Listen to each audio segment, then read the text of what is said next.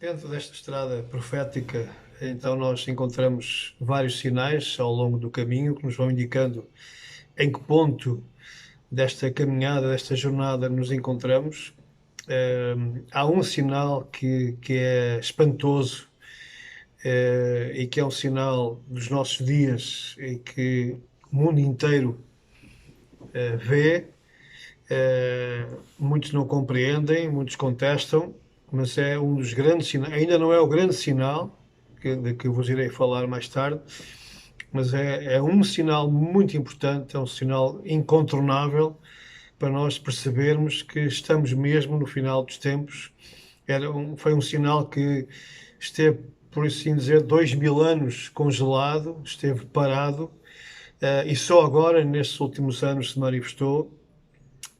E por isso eu quero dar hoje uma grande ênfase a esse sinal, que é nada mais, nada menos do que o florescer da figueira, que representa, como todos sabem, a nação de Israel. Então, o texto profético de Mateus 24, Jesus diz: Aprendei, pois, esta parábola da figueira.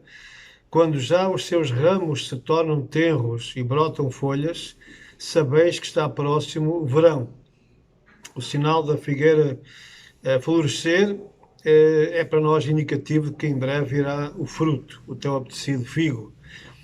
No Evangelho de Lucas, referindo-se exatamente à mesma profecia, Jesus disse-lhes uma parábola: Olhai para a figueira e para todas as árvores.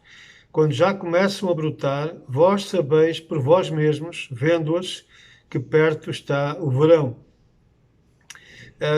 O livro de Ezequiel, o Senhor promete e faz uma analogia também em relação à árvore seca. E eu posso adiantar que, de facto, Israel, que é representado também pela figueira, secou ao longo de 2000 anos. O povo foi expulso da sua terra e só ao fim de 2000 anos voltou. Podemos dizer que é como que uma árvore que ficou seca, ficou ressequida no tempo, mas que o Senhor agora fez novamente reviver. Então, nessa profecia de Ezequiel 17:24, o Senhor diz: Eu fiz reverdecer a árvore seca. Eu, o Senhor, o disse e o farei. Às vezes eu tenho grandes contestações, grandes debates com pessoas que acham que Israel de hoje nada tem a ver com Israel profético. Alguns chegam a dizer que Israel é fruto de uma decisão da Inglaterra, das Nações Unidas. E então eu faço uma série de questões. Como é que é possível a existência de um Estado tão minúsculo, mal se vê no mapa, no meio de tantos inimigos, tantos milhões que ansiavam e anseiam pela sua destruição e não o conseguem fazer? Não vamos adiantar muito agora sobre isso, vamos estudar a palavra de Deus, mas o importante é que é o Senhor quem o diz. E se é o Senhor quem o diz, o Senhor diz: agindo eu, quem impedirá? Portanto, ele diz: eu fiz reverdecer a árvore seca. Essa árvore figueira estava ressequida, estava abandonada, estava desprezada. Pensemos na terra de Israel. No século XIX, o grande escritor Mark Twain foi visitar a terra Santa, a terra de Israel, em viagem, e ele disse que aquilo era uma terra abandonada, uma terra árida, uma terra seca, uma terra pantanosa. Ninguém dava nada por aquela terra. Mas o Senhor havia dito que iria nos últimos dias voltar a sua atenção para o povo judeu, trazendo de volta àquela terra, e aquela terra iria florescer, ou seja, a figueira iria reverdecer novamente. E é o Senhor quem o diz, e é o Senhor quem o fez. Israel é representado na Bíblia por duas árvores. Nós encontramos muitas simbologias na Bíblia. Não podemos alegorizar todas as coisas, como alguns fazem com o Apocalipse, obviamente, mas há simbologias, e as árvores, elas simbolizam nações. No caso de Israel, há duas árvores essenciais que se encontram por todo Israel e que têm a ver com o povo e também com a nação. A oliveira é a principal árvore de Israel. Ela encontra-se por todo o lado e ela representará o Israel espiritual, o Israel de Deus, a nação santa, a nação salva por Deus. E nós sabemos isso porque o próprio apóstolo Paulo, falando sobre os gentios que se convertem, que reconhecem que Jesus é o Salvador, o Messias, eles são espiritualmente enxertados numa oliveira. Essa oliveira, obviamente, representa Israel. Nós fomos enxertados, nós éramos ramos bravos, não pertencíamos à família de Deus, à comunidade de Israel, que é representada pelo apóstolo Paulo no capítulo 11 como uma oliveira, cujas raízes são as leis, são os patriarcas, são os estatutos de Israel, é a Torá, é a palavra, são os profetas, toda essa história que produz depois o Messias de Israel, é essa oliveira, é essa árvore com milhares de anos, e não é por acaso que Deus escolhe a oliveira, porque a oliveira pode durar milhares de anos. Nós encontramos hoje em Jerusalém oliveiras com 2000 anos. Em Portugal existe uma oliveira com 3300 anos. E o que é impressionante é que a oliveira é uma árvore que, mesmo com séculos, mesmo com milénios de existência, ela ainda continua a dar fruto, ainda continua a dar azeitona. Por isso ela representa tão bem a nação de Israel, que é uma das mais antigas do mundo, mas foi aquela única nação que foi preservada ao longo de tanta perseguição, uma nação, um povo que foi expulso pelos quatro cantos da terra e, no entanto, manteve os seus estatutos, manteve a sua identidade, conseguiu preservar a sua história e ao longo desses 2000 anos não perdeu de forma nenhuma a identidade. Quando voltaram para a sua terra, eles ainda eram judeus, ainda tinham a Bíblia como referência e como história. Então Paulo, referindo-se também à sua identidade, ele próprio como judeu, ele fala a nós, os gentios, para que nós não nos ensoberbeçamos, para que nós não pensemos que somos superiores a eles. Nós temos as mesmas características que eles também demonstraram. Então Paulo diz: se tu foste cortado do natural zambujeiro, o zambujeiro é uma oliveira brava, cujo fruto não presta, ele diz: se tu foste cortado, teu ramo, és um ramo, foste cortado, e contra a natureza foste enxertado na boa oliveira, Paulo diz a boa oliveira, Israel, quanto mais esses, que são ramos naturais, serão enxertados na sua própria oliveira. Portanto, Paulo está a dizer que um dia essa rebeldia dos judeus que levou à sua expulsão da terra será curada pelo próprio Senhor, e então se o facto de eles terem sido cortados temporariamente trouxe salvação para os gentios, imaginem o que acontecerá quando esses ramos, que são os ramos naturais, que são os judeus de origem, que vieram dessa oliveira genuína, quando eles forem enxertados na sua própria oliveira, ou seja, quando eles reconhecerem que essa oliveira produziu a salvação, produziu o Messias, Yeshua, então será uma bênção para o mundo inteiro. Mas há uma outra árvore que também representa Israel, mas agora no seu aspecto político, no seu aspecto nacional, é o Israel físico. Encontramos várias descrições que nos mostram a figueira como simbolizando Israel. Em Oséias, capítulo 9, versículo 10, o Senhor diz: achei Israel como uvas no deserto, vi a vossos pais como a fruta temporã da figueira no seu princípio. Portanto, Deus viu Israel como uma figueira que já traz fruto maduro no seu início. Quando Jeremias, profeta, tem uma visão de 2 cestos carregados de figos, ele se refere a uma cesta carregada de figos muito bons como os primeiros figos maduros, e representam o povo de Israel que é levado ao cativeiro, mas que são conhecidos pelo Senhor para bem. Ou seja, o Senhor diz em Jeremias 24: porei os olhos sobre eles para seu bem e os farei voltar a esta terra. Edificá-los-ei e não os destruirei, e plantá-los-ei e não os arrancarei. e dar-lhes-ei coração para que me conheçam, porque eu sou o Senhor, e ser-me-ão por povo. E eu lhes serei por Deus, porque se converterão a mim de todo o seu coração.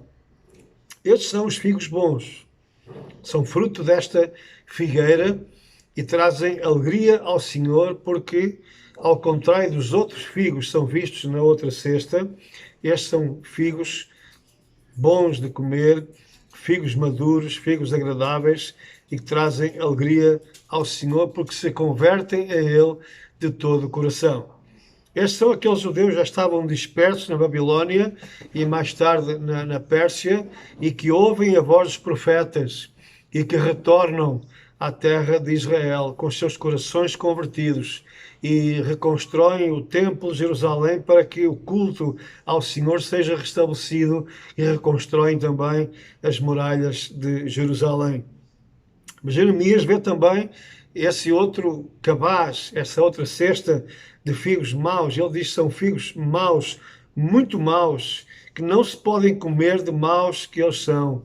E simboliza um povo que, segundo as suas palavras, será entregue para que seja um terror, um mal para todos os reinos da terra. Um opróbrio, uma vergonha, um provérbio, um escárnio e uma maldição em todos os lugares para onde os arrojei.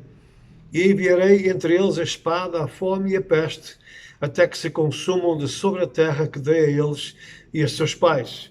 Sabemos que uma parte da nação de Israel se afastou dos planos de Deus, não obedeceu aos estatutos do Senhor e por isso foram aniquilados. Esses são os figos maus, os figos sem sabor e que o Senhor destrói. Então todos estes figos, os bons e os maus, representam o povo, a nação de Israel. Uma parte condenada e outra parte será salva. O próprio Senhor Jesus Cristo também, naquela parábola da figueira estéril, nós encontramos em Lucas 13, fala-nos acerca de um vinhateiro que procura durante 3 anos, vejam só a simbologia, durante 3 anos este senhor, o vinhateiro, procura fruto na figueira e não o encontra. Então ele decide desarraigar aquela figueira, destruí-la, mas vem alguém que lhe pede, não, deixa mais um ano, vamos esforçar-nos mais um ano, vamos dar uma nova tentativa, mas adubar melhor, vamos tentar melhorar um pouco as condições para que esta figueira possa vir dar frutos. Obviamente Jesus estava com esta parábola que não vem por um acaso, as parábolas todas têm uma aplicação, têm um sentido, e a ideia de Jesus não era dar uma lição agrícola, porque sabemos todos que uma árvore não produz fruto, é para tirar fora, para não estar a roubar o espaço a outras, mas ele estava simbolizando a nação de Israel, à qual o Senhor durante 3 anos ministrou graça, ensinou o seu reino, tentou atrair aquele povo para si, de volta ao Senhor, mas encontrou esterilidade, encontrou na grande parte, na esmagadora maioria dos judeus, encontrou rejeição. Tal como o apóstolo João diz, ele veio para os seus e os seus não receberam. O Senhor procurou fruto na árvore, mas não encontrou. Mas esta secura, esta maldição sobre a figueira não foi perpétua. Um dia o Senhor iria fazer esta figueira brotar as folhas. E é por isso que no sermão profético, que é mencionado em Mateus 24, Marcos 13 e Lucas 21, o Senhor usa também esta mesma simbologia da figueira que todos sabiam representava Israel, e o Senhor diz, olhai para a figueira, olhai para Israel. Quando as suas folhas voltarem a brotar, então podeis entender que o Senhor está às portas, que o Messias de Israel está a voltar. Ora, o que é esse brotar das folhas? É o renascimento da nação de Israel, é o sair das cinzas do Holocausto, e em 1948 vemos uma nova realidade profética a manifestar-se perante o mundo inteiro. Vamos voltar um pouquinho atrás, porque há uma razão para todas as coisas. O Senhor havia dito que se a nação de Israel desobedecesse aos seus mandamentos, se o povo de Israel se rebelasse contra os estatutos do Senhor, haveria um castigo. O Senhor iria dispersar o seu povo pelos quatro cantos da terra, literalmente pelos quatro cantos da terra. Um dos capítulos mais importantes, então, para a nossa referência, é o capítulo 28 de Deuteronômio, em que o Senhor inicialmente fala das bênçãos, e são bênçãos maravilhosas que advirão sobre a nação, sobre o povo, sobre a própria terra de Israel, se o povo permanecesse fiel e obediente ao Senhor. Mas depois vem uma maior parte ainda, vem uma informação ainda maior, ou mais dilatada, sobre as maldições que viriam ao mesmo povo, à mesma nação e à própria terra, Eretz Israel, a terra de Israel, se o povo desobedecesse, se o povo permanecesse no seu pecado. Então, Deuteronômio, capítulo 28, e vou apenas resumir alguns versículos, porque são bastantes. Você em sua casa pode depois ler com mais cuidado, mas vou ler dois versículos 64 e o versículo 65. O Senhor avisa, o Senhor ameaça, o Senhor vos espalhará entre todos os povos, desde uma extremidade da terra até à outra, e ali servireis a outros deuses que não conhecestes, nem tu nem teus pais, ao pau e à pedra, e nem ainda entre estas nações descansarás, nem a planta do teu pé terá repouso, porquanto o Senhor ali te dará coração agitado, e desfalecimento de olhos, e desmaio de alma. Vejam só o que o Senhor fala aqui. Aquilo que aconteceu nestes 2000 anos de história do povo, que foi disperso pelos quatro cantos da terra, este povo teve que ser, infelizmente, convertido. Muitos deles foram convertidos à força à religião católica romana, uma religião que cria deuses, imagens de escultura, ídolos de pau e de pedra. Ora, os judeus jamais adoraram, jamais fizeram esculturas de entidades ou de deuses em pau e pedra. É uma das grandes proibições do Senhor, e agora o castigo foi tão grande à nação de Israel que eles tiveram que se integrar em nações que estavam adorando os seus deuses feitos em madeira, em cobre, em pedra, e tiveram que os servir também. No meu país, em Portugal, nós conhecemos a história trágica dos judeus e dos chamados cristãos novos, os Bnei Anussim, que foram forçados a uma conversão, não ao cristianismo, porque isso não é cristianismo, isso é catolicismo romano, sejamos bem claros. Eles foram perseguidos pela Inquisição Católica. Muitos foram mortos, foram queimados vivos em Lisboa, no Porto, em todo o Império Português daquela altura, na Índia, e por aí fora. E alguns, para sobreviverem e para não serem expulsos, eles então fizeram uma pretensa conversão. Alguns converteram-se mesmo, esqueceram a sua identidade judaica e então tornaram-se os chamados cristãos novos. E hoje nós sabemos que entre 25% a 30% dos portugueses têm sangue judeu, mas são, na sua maior parte, católicos. Claro que católicos não praticantes, mas infelizmente cumpriram esta maldição trazida por Deus porque desobedeceram. E nós podemos ver na história pelo menos duas grandes dispersões. A primeira dispersão não foi bem uma dispersão, mas foi uma expulsão da terra de Israel pelos assírios, quando, através da terrível desobediência contínua dos reis de Israel, que adoravam os Balaíns, que adoravam os Astarotes, que sacrificavam os seus próprios filhos, que abandonaram toda a lei do Senhor. Então o Senhor usou a Síria, que era a maior potência mundial daquela época, para buscar as 10 tribos de Israel como castigo e levá-las para o norte, para a Síria. Isto aconteceu a partir do ano 722 a.C. Mas mais tarde houve uma outra grande dispersão, agora do povo de Judá e de Benjamim, aquelas duas tribos estavam naquela região à volta de Jerusalém, da Judeia, e eles também desobedeceram ao Senhor, e Deus, através do profeta Jeremias, disse que eles iriam ser dispersos, iam ser levados cativos para a Babilónia, onde estariam sujeitos aos imperadores, aos reis, durante 70 anos. E assim aconteceu. No ano 586, Nabucodonosor, o grande rei da Babilónia, ele vai buscar os judeus, vai buscar o rei de Israel, o rei Joaquim, e vai buscar os judeus que levam os cativos para a Babilónia, e ali eles ficam durante aqueles 70 anos. Mas não apenas isso, ele arrasa, ele destrói o grande templo que Herodes havia construído e leva todos os utensílios do templo para o seu palácio lá na Babilónia.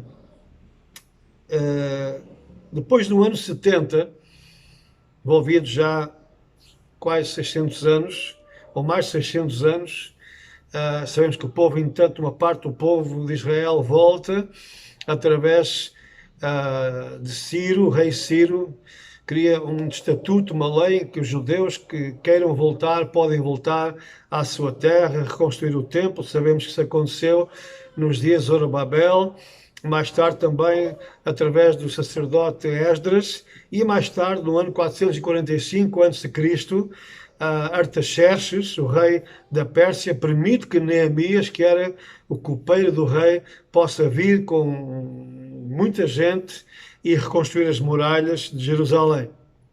Então, eles reconstroem o templo através de Esdras e Zorobabel, as muralhas são reconstruídas através de Neemias, e durante algum tempo o culto volta a ser retomado nesse templo reconstruído em Jerusalém.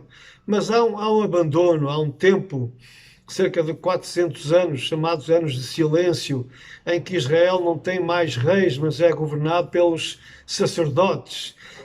É um tempo de arrefecimento espiritual. Levantam-se profetas, o profeta Ageu, o profeta Malaquias, falando àquele povo para que eles deem lugar, a prioridade ao culto a Deus, para que eles priorizem as coisas de Deus e não os seus próprios interesses. Então surgem várias civilizações. Como nós sabemos, o Império Persa é derrotado pelos gregos, através de Alexandre o Grande, e mais tarde os gregos são derrotados pelos romanos. E é na época dos romanos, então, que surge um rei em Israel chamado Herodes o Grande, que manda construir um grande templo, um templo fantástico, um templo que de facto causou a admiração de todos aqueles povos à sua volta. Foi nesse tempo que o Senhor Jesus entrou, já aos 12 anos, foi nesse tempo que ele ministrou, que ele curou muitas pessoas e que ele ensinou, onde ele ensinou. Mas, tal como nós lemos já em Mateus 24, o Senhor, e por causa da contínua rebeldia dos judeus em relação à oferta do Senhor de salvar aquele povo, de estabelecer uma aliança com eles, o Senhor agora diz aos seus discípulos que não ficaria pedra sobre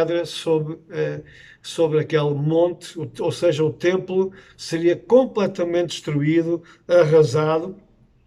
O foco da atenção não seria mais as pedras, o templo, mas sim a nova aliança que Deus estava estabelecendo com o seu povo. O templo seria agora o coração dos homens que o seguissem. Então, no ano 70, com a destruição do templo pelo general Tito, dá-se a grande segunda dispersão. O templo de Herodes é completamente arrasado. Quem hoje for a Jerusalém pode ver à volta do monte do templo grandes pedras que foram derrubadas, e tal foi a força com que elas caíram, que abriram grandes buracos no chão. Isso foi deixado propositadamente pelos arqueólogos em Jerusalém para que nós possamos ver a história como aconteceu no ano 70, essa grande destruição que levou à morte de cerca de 1 milhão de judeus da Cidade Santa. Os judeus então foram levados cativos para Roma, e por todo o Império Romano, mas vieram novas revoltas, acima de tudo com Bar Kokhba, e então os romanos quiseram dar o golpe final durante o reinado do imperador Adriano em Roma, no ano 132. Então os romanos vêm, arrancam os últimos judeus que são expulsos de Jerusalém, as suas casas são arrasadas, a cidade é completamente destruída, o chão fica literalmente pisado pelos gentios, pelos não-judeus, e no ano 135 o imperador Adriano tenta erradicar para sempre a memória dos judeus, muda o nome de Israel para Palestina e o de Jerusalém para a Hélia Capitolina. Eu quero aqui mencionar que quando nós falamos em Palestina, nós estamos a dar aso aos inimigos de Israel ganharem vantagem. A razão porque os romanos tentaram mudar o nome de Judeia, ou Judá, vamos dizer, Israel, acabar de vez com a memória do povo judeu, da sua ligação àquela cidade, àquela terra. Esse foi o alvo de Adriano, dos romanos. E por isso mudaram o nome para Palestina. Portanto, quando nós falamos em Palestina, nós estamos a falar de algo que é contrário, oposto aos planos de Deus. Deus deu aquela terra a um só povo, ao povo de Israel. Eles nunca perderam o direito à terra. Eles foram, de facto, arrancados daquela terra por castigo, mas nunca perderam o direito, porque aquela terra foi-lhes dada para sempre. Se você estudar aquilo que Deus prometeu a Abraão, as alianças que ele fez com Abraão, e mais tarde renovadas a Isaac, e mais tarde a Jacó, e mais tarde ao rei David, você irá ver que aquela terra foi-lhes oferecida, prometida como uma herança para sempre, por todas as gerações. O castigo fez com que os judeus fossem tirados daquela terra temporariamente, mas a terra não foi arrancada deles. Deus não muda os seus estatutos. Deus não viola as suas alianças. Por isso, eles teriam que voltar um dia de volta àquela terra. Mas ela não se chama Palestina, não é Filístia. É a terra de Israel. Por isso, rejeite completamente alusões à Palestina. Uma vez ouvi um pregador a dizer: Jesus, quando andava a pregar lá nas praias da Palestina, meu Deus, como aquilo mexeu comigo. Encontramos até nas Bíblias mais antigas, nos mapas que vêm na parte final, mapa da Palestina nos dias de Jesus. Ora, se a Palestina foi criada pelos romanos no ano 135, como é que Jesus, que viveu ali mais de 100 anos antes, viveu numa Palestina que não existia? Nunca existiu um povo palestiniano. Tudo aquilo que os romanos tentaram fazer, não conseguiram, porque eles estavam a tentar destruir o projeto de Deus. E ninguém consegue. Ninguém se conseguirá jamais opor aos planos do Senhor, bendito seja o seu nome.